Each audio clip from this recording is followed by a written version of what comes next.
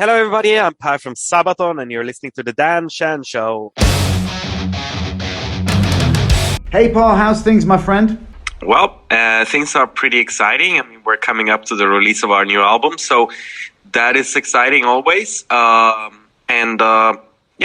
we're currently in London doing the last round of the PR activities, and so far, I mean, the feedback of the people who have heard our album. I don't know if you heard the whole album yet. I have yet. Yeah, love it. But I'm happy to hear that because, yeah, the United, let's say, journalist seems to enjoy the new album, and that's great for us. Awesome. So, personally, how have things been for you the last couple of years during the pandemic? That is a negative thing to think about. I mean, the past years have dealt a devastating blow to our entire industry and to any band that exists, I think. And I'm dealing with all the management of the band, and on a daily basis, I'm struggling with new complicated things. Yeah. I have to say that it's way more easier to book things than to postpone and rebook things. I understand. And the world that has turned into, I think that most people are not aware of the extreme disaster that the music industry has came to when it's so crazy that there are no tour buses available for bands anymore, and bands needs to cancel their tours because they simply cannot get around. Yeah. There are not enough flights, buses, transportations. There's not enough stages to play. There's not enough crew members to play, and there is not enough venues to play. I think that the music industry will revert to something that it was pre-pandemic, around 25 or something like that. Yeah. Until then, it's a chaotic situation. I'm quite happy that Sabaton is. I would say we are quite strong, and most things have worked out pretty well for us. Yeah, sure. And we have been active during the 2 years. Well, we'll get into that because I'm going to say, I mean, you've just released your 10th studio album, The War to End All Wars. My God, mate, what an album title with the current situation in the world. Do you enjoy the hurrah of releasing a new album? Yeah, I mean, it's like this. It's a fantastic feeling to create a song. It's another one when you show it to the first people, and then when every time you get to reveal your songs to new people is fantastic. And the final, let's say, excitement is when you actually get to play the song live for people. Yeah, of course. So. And we're getting up to step number 2 in that. And this is a very exciting time, so to say. Awesome. Now, was this album always scheduled for 22, or did the pandemic downtime mean that you had more time to write and record and surprise the fans? Actually, we were not supposed to release an album in 22. We were supposed to still be on the great tour that we started in 2020, actually. And we were supposed to be on that one for a way longer time, and then maybe spend 22 writing a new album. Mm-hmm.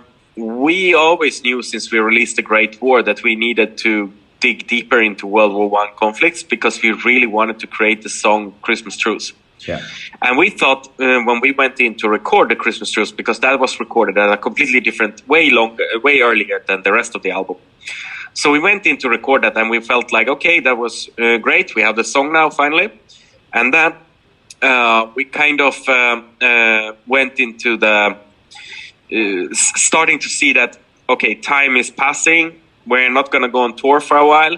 So what do we do with this time? Let's write more songs. Let's continue write more songs. Let's go on. And that's what we did. And what direction do we take? And we're like, let's go on. Continue World War I. Yeah. Now, you're in London at the moment doing interviews, etc. Then, of all places, you're off to the sunny climes of Hartlepool. For those who don't know, Hartlepool, it's a small town in the northeast of England. Now, there's a fascinating story to this. Would you mind sharing it with us? When we were doing our previous album, The Great War, we, as Sabaton, we researched the internet and we scanned for different type of, what kind of stories are out there. We said, okay, we're doing an album about World War I. What kind of stories are currently active? what we're active, and we are trying to find anything that we can. And then we find that this museum up in Hartlepool, we're looking for funds to continue to operate their museum, and we thought, well, we're on this track, and we don't want them to close down. So we did a fundraiser for them, and I think we surprised them quite good, and we're super thankful to all the fans who helped us with that, and made a great campaign there. And now we are actually going there to, let's say, ever since we had that, we had an open invitation to come, and now it's the time to come. Yeah, cool. Now, and this kind of, full circle. let's say, close the circle. Yeah. Now, this is a weird one because obviously you, like me, never lived through the Cuban Missile Crisis. And I've been looking at metal lyrics over the last week since what's happening in Ukraine. And obviously there's a lot of, destruction, death and obsession with war. And it's something we're not used to in, peaceful Europe. And your whole back catalogue is a theme of war. In the last few days, you ever looked at your lyrics and gone, geesh, that's close to the knuckle today? That's true. I mean, the album comes out in a time when what we are singing about is more current than ever. Yeah. For at least for the European audience. So I know it puts a lot of feelings into it that not necessarily should be there. I mean, the album ties to these topics, but doesn't have anything to do with the current ongoing. Yeah, war is war, isn't it? At the end of the day, anyway. Destruction and metal lyrics in general, We, of course, we hope that, that there's been enough wars in the world that we don't need another one. Exactly. Unfortunately, not everybody agreed to it. Yeah, I know. So you're getting bigger and bigger, gaining more momentum on each album. Did you ever think back when you started, when you first, apparently it came from a room that you were watching Saving Private Ryan and you wanted to start a band that wasn't black metal, it was something a little bit different. Did you ever consider how big you are now to then? Did you ever think it would ever happen like this? I think, you have visions and dreams and ambitions. And dreams, there is nothing wrong with having dreams or ambitions and visions. But important is to have two things. If you want to lead something into whatever victory or wherever you want to go, you need two things. You need vision and ambition. And then you also need to know what ground you are standing. You need to know where you stand. And, before you take a next step, you need to make sure that you stand steadily on the one where you currently are. And I think Sabaton grows slowly, always understanding where we are, but always knowing where we wanted to go. Yeah. I mean, I think I pointed out, and somebody asked me, where do you want to go? Where do you want to see yourself? And I said, I want to be the biggest heavy metal band in the world. Of course. And they said, isn't that a little bit too ambitious? And I say, why would I go for something less? Why would I ever not want to be that? Why would I want to be something that is not that? Of course, if I can wish, I'll be there. But I also will accept if we don't get there. Yeah. But at least I'll be working towards that goal ever since. Of course. If we ever reach it, I can't tell. Just think you could be playing black metal in a club in Stockholm now. I could be. But you're not. So onto the lyrics. Where do you get all your knowledge from? Is it books, internet, museum visits?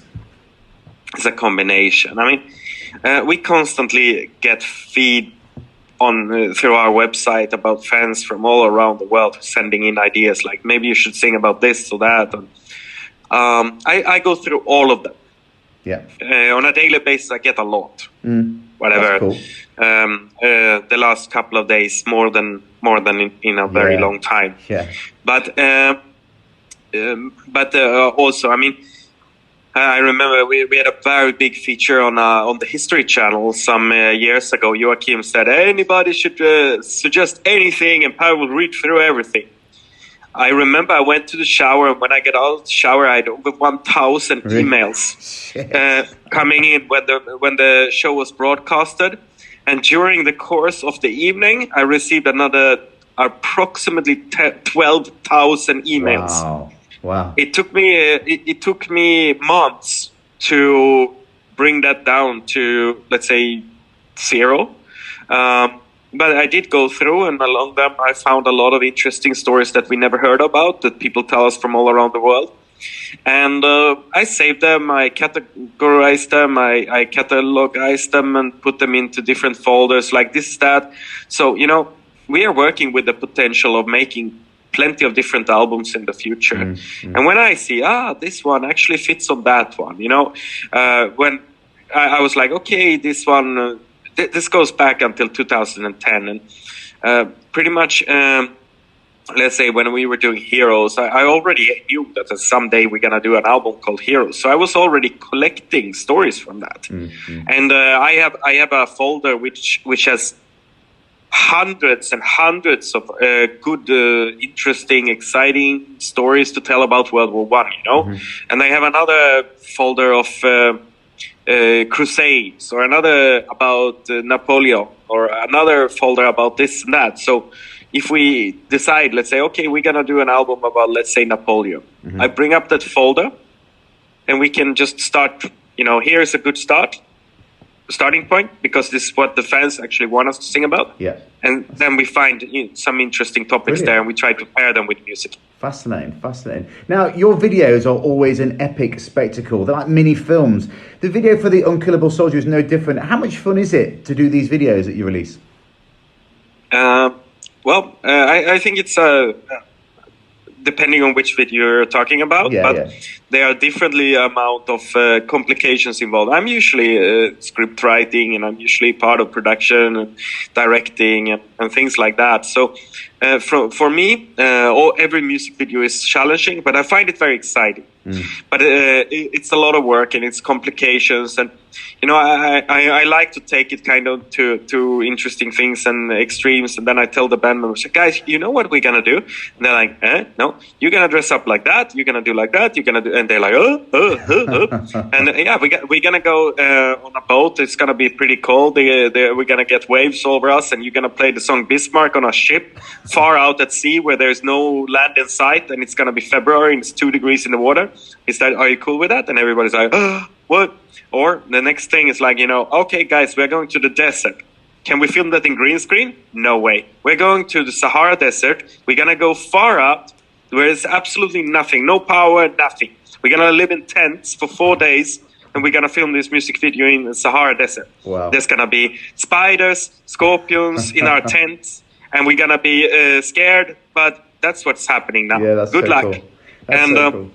And we're gonna be covered in sand for weeks afterwards. We're not gonna be clean, and these are the kind of challenges that comes with this. And of course, the scale of some of these music videos are bigger or smaller. When for example, the Unkillable Soldier, I also wanted to have it like, one of the inspiration there, we take history very serious, but at the same time, we think that it's important that history becomes entertaining, because then it's easier to accept it and to approach it and take it in. So I think that's it is within our possibility. Let's say it is within what we do. We are allowed to let's say make some adjustments to make it more accessible for a lot of people. Yeah. Because in the end, they get the message. Yeah. And that's important. That's cool. Well, it's interesting you say that, because I've read some comments on on some of your YouTube videos, and one guy said that he's a history teacher who uses your songs and videos in his classroom. Yeah. How cool is that? It's not the only one. I mean, there's plenty actually of history teachers. And I had a talk with a guy who said, you know what? I don't have a single tool in my toolbox as a teacher which is as powerful as Sabaton. If we have a topic that I want the whole class to understand, I play one of your songs, and it's the first and only time when the whole class is completely silent. Yeah, amazing. They listen, they watch, and they learn. Yeah, and they don't miss a detail. Wow. And so that's, because I think, we are just another branch, let's say. There are museums, there are books, there are documentaries, movies, podcasts. There are all kind of different versions of, let's say, telling history. Yeah. We have one branch, but for some people, we are an easier accessible gateway to history. Yeah, of course. And also, you must have a house full of shit hot props. That we do as well. I mean, we create and build a lot of stuff as well. I mean, our stage, when you watch us on the concert, the stage is full of stuff. Yeah. We have a huge warehouse in our hometown in Sweden.